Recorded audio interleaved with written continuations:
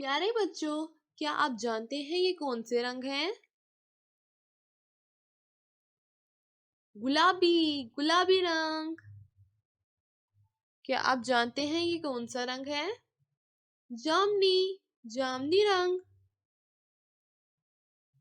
क्या आप जानते हैं ये कौन सा रंग है? काला, काला रंग।